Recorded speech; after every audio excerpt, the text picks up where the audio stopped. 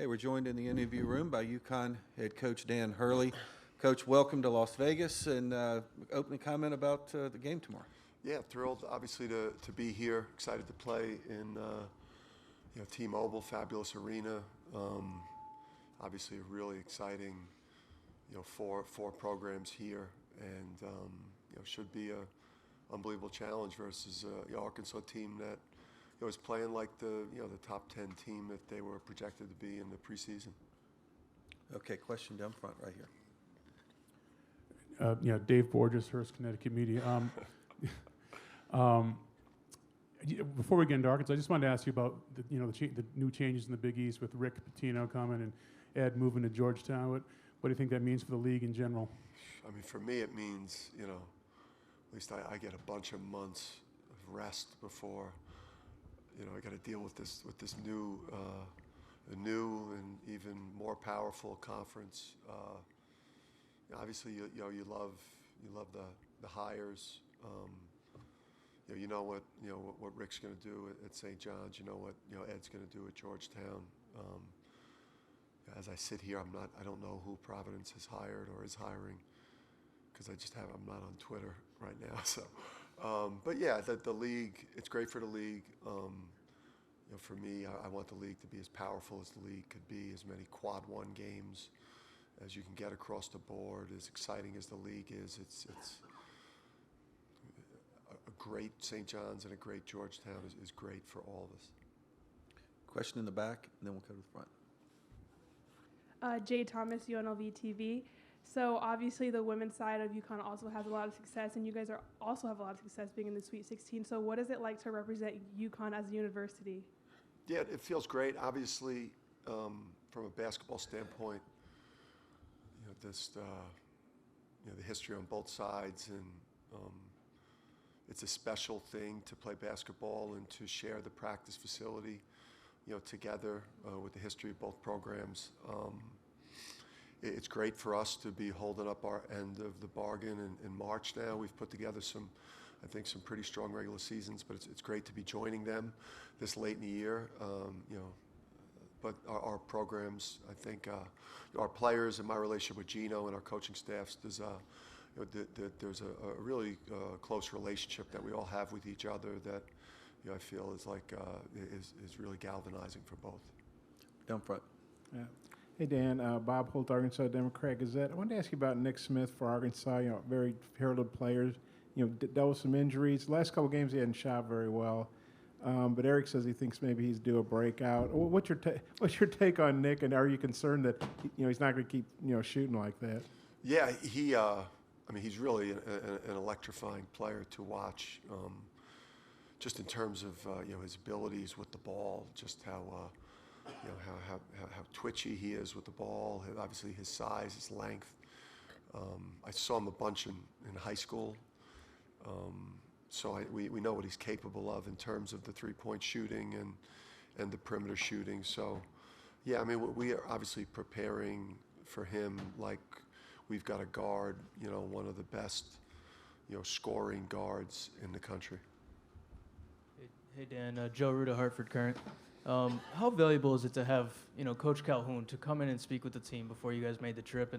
And just second part, just how does your message change at all from the first two rounds to the team versus now? Yeah, first on Coach, I've always been smart enough to try to get as close to Coach Calhoun and Gino as I could possibly get. So much, for me to learn from both. And I just thought going into the tournament, I wanted to be around Coach. Maybe just get some of that magic on me a little bit. And then the second part, I just thought that, a confident message from Coach to the team about what he expected from them in Albany.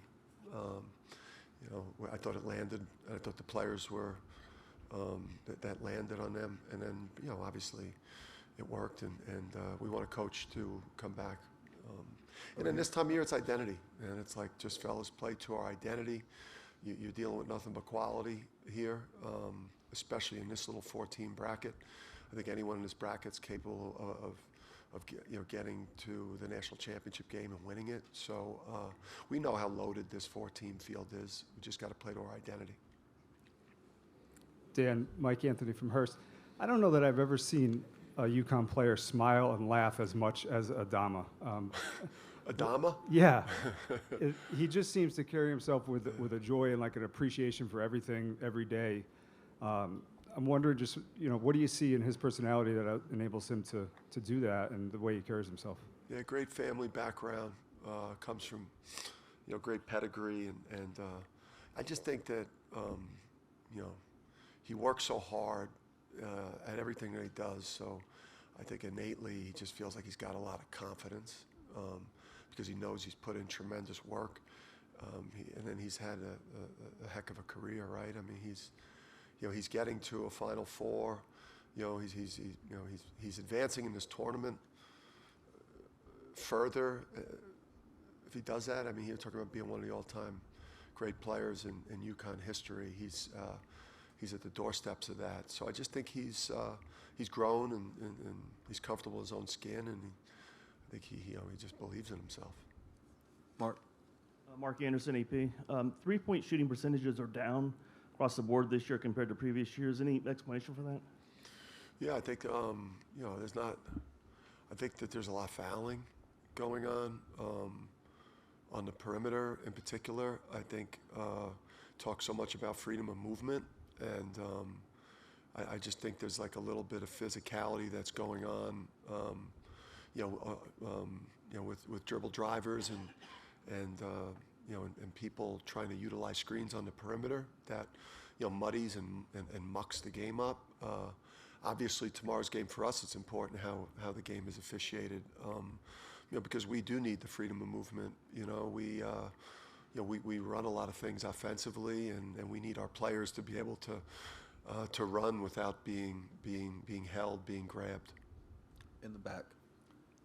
Wayne Norman, UConn Radio. Dan, you're talking about perimeter defense. Could you say a couple words about the defense of Tristan Newton? He held St. Mary's leading scorer to 3 for 15 shooting the other night, and maybe how his defense has improved this year and how important he is to UConn's 3-point defense that led the Big East. Yeah, the one thing that really helps us, because the tough thing going into the Arkansas game is their perimeter size. They obviously have huge guards. And obviously a major plus with Tristan is he is 6'4", close to 6'5", and obviously that was big in his matchup with Logan Johnson. So he's going to need all of that versus this Arkansas team. I don't think that we'll be able to get away with as deep as the St. Mary's guards got with the ball against us in dribble penetration. Arkansas will finish those plays at the rim, so we're going to have to do a better job of keeping their dribble drivers, and they're constantly attacking. We got to keep those guys out of the paint. Yeah, Dan, Dave Borges, Hearst Connecticut Media. Eric really uses the transfer portal quite a bit, more as much as a lot of other coaches in the country.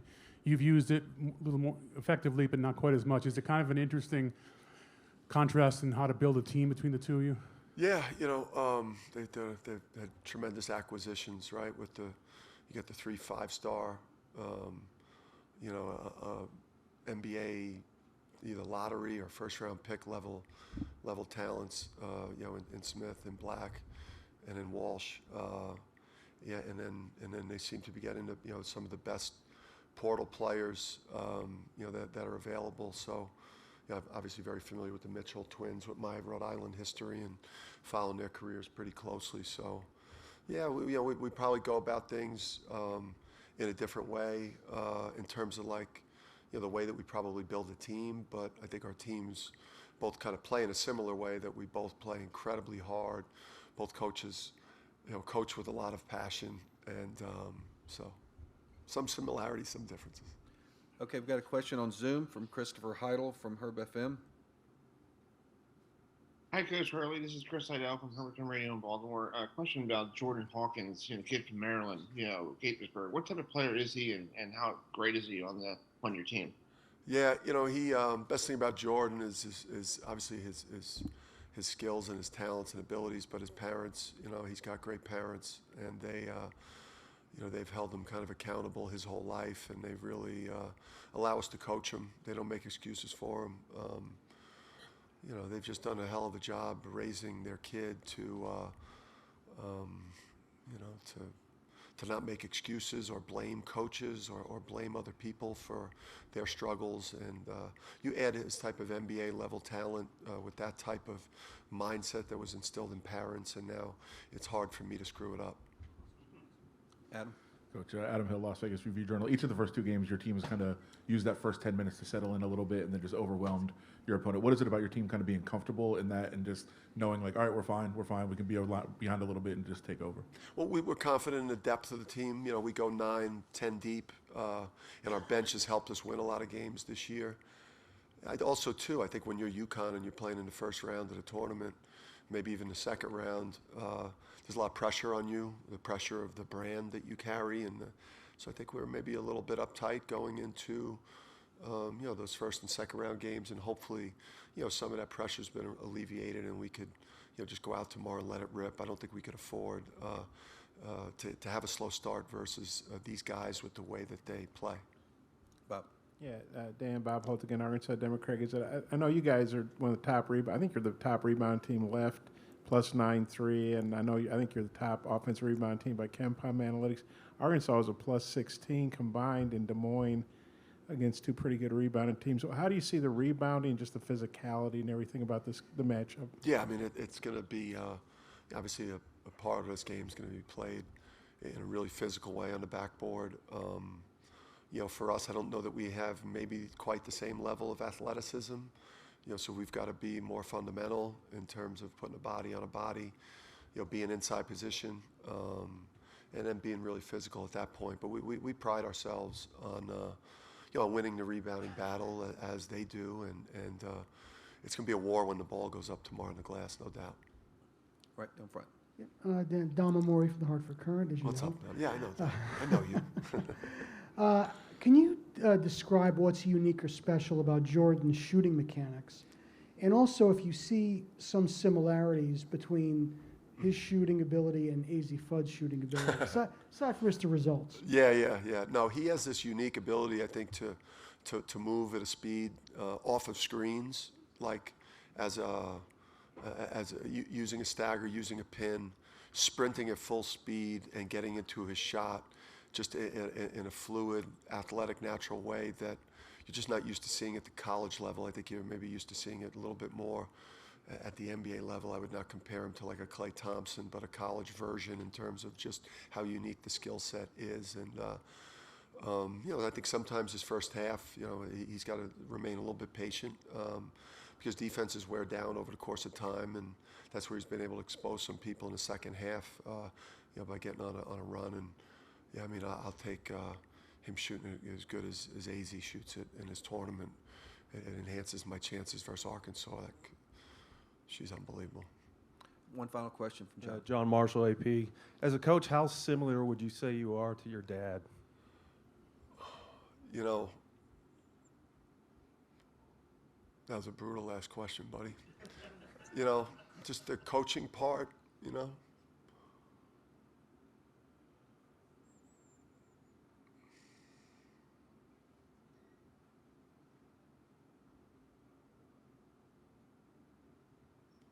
You know, I'm happy my dad's at the games. That's it, the clock went off. Thank you very much.